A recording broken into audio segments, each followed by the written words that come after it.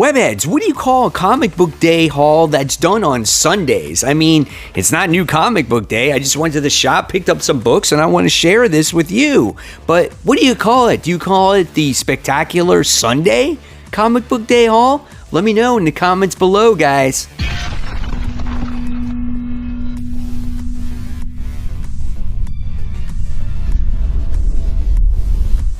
Hey, all my webheads out there, welcome back to Comic Book Corner 2.0. And fans, I am your host, Mike Spider Slayer, always helping you make decisions on what comic books to buy. And today, guys, I am bringing you Spider Slayer's comic book haul. Fans, this is episode 495, and this is the video series where each and every week I share with you what I picked up at the comic book store. Now, you guys are getting two comic book day hauls. And where did I get my comics this time? Well, I wound up getting them at Comic Central, located in the city of Sanford. And if you guys are ever in the Central Florida area, go ahead and stop by, check out the great customer service. Tell them Mike Spider Slayer sent you. They'll be like, oh, I know that guy.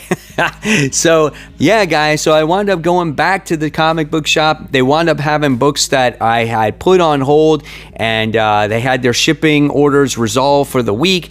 They're going to still be struggling a little bit because of just the shortages of workers that work for FedEx right now, and everything has been delayed, so it's a little bit frustrating. So if you see me go to a couple different shops on new comic book days or have multiple comic book hauls, hey man, that's the reason why. So all right, let's get started with this Sunday bonus haul. And guys, mysterious black bag this time. That's right, guys, we got the mysterious black bag, and inside this bag is comic books. That's right, comics. That's a pretty fat stack, dude, for a second haul, right? So let's find out.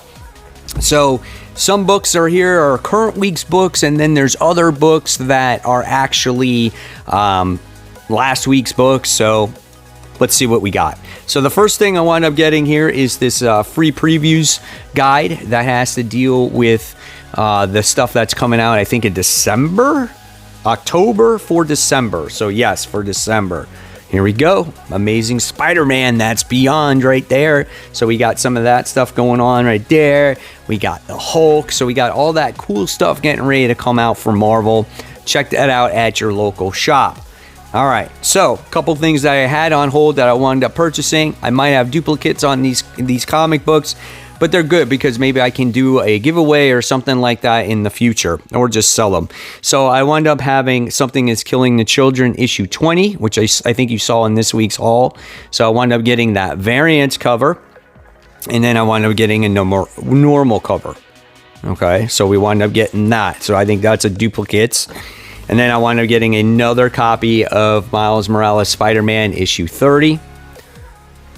And that book, I read that issue and I'm like, it's just fun, I guess, you know, to celebrate Miles' 10 years, right? And then I wound up getting Inferno issue 1, the other Emma Frost variant cover. So now I have duplicates of that one, and I have a duplicate of the Art Germ, which is good. So I'm happy to have extra copies of those because I just love those comic books. All right, and then I wound up picking up Human Remains issue 1 at the other shop the other day, but I picked up the real cover knowing that I also picked up the variants cover, and I still have to read this. It seemed like an interesting premise, so I'm definitely looking forward to still reading this book right now.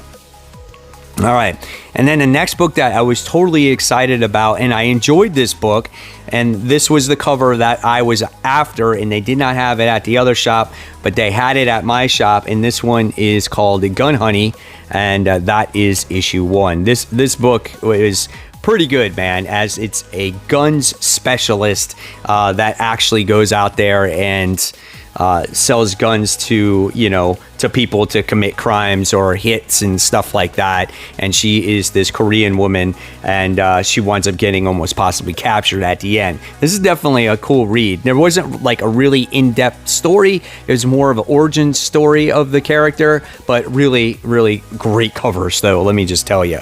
All right. I wound up getting another copy of Extreme Carnage. This is issue 8 of 8.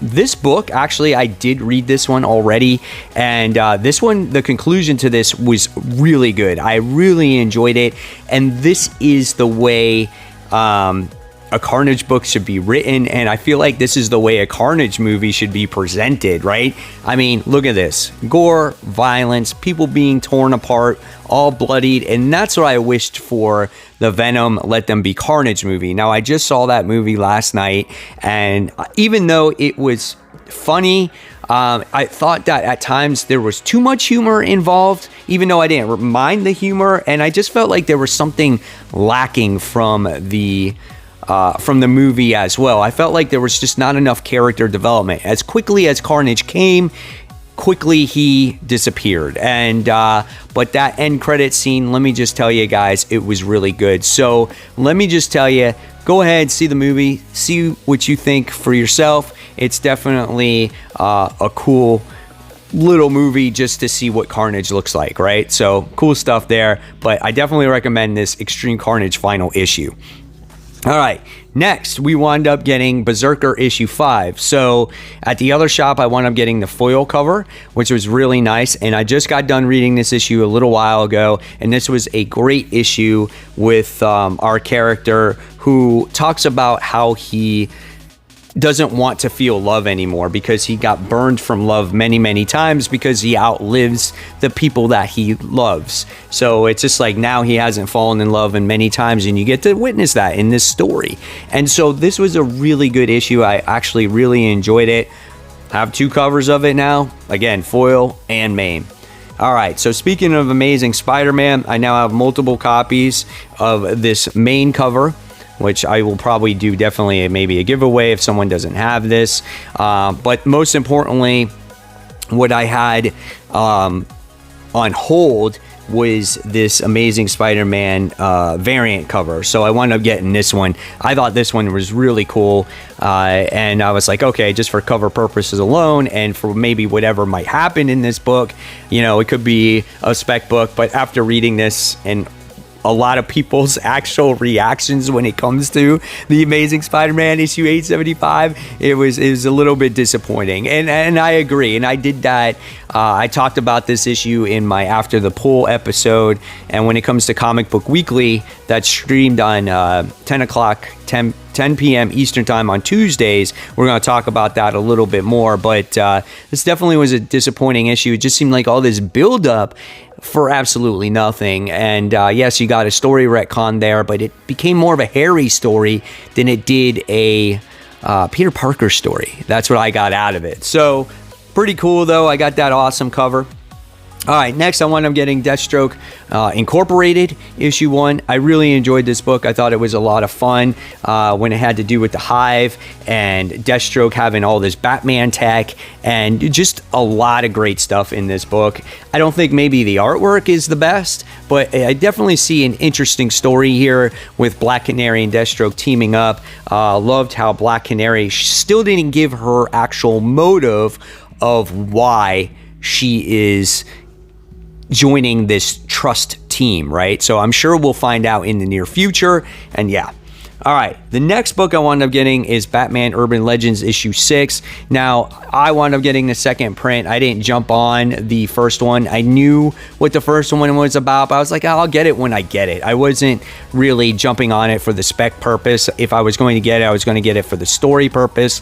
I heard that story was actually pretty good, and so I wound up getting this second printing. I actually like the gray and black background here, so that's pretty cool. All right, and then the next one I wound up getting is Superman Son of Kal-El. I missed it out on this one, so I did not get a chance to read this one yet.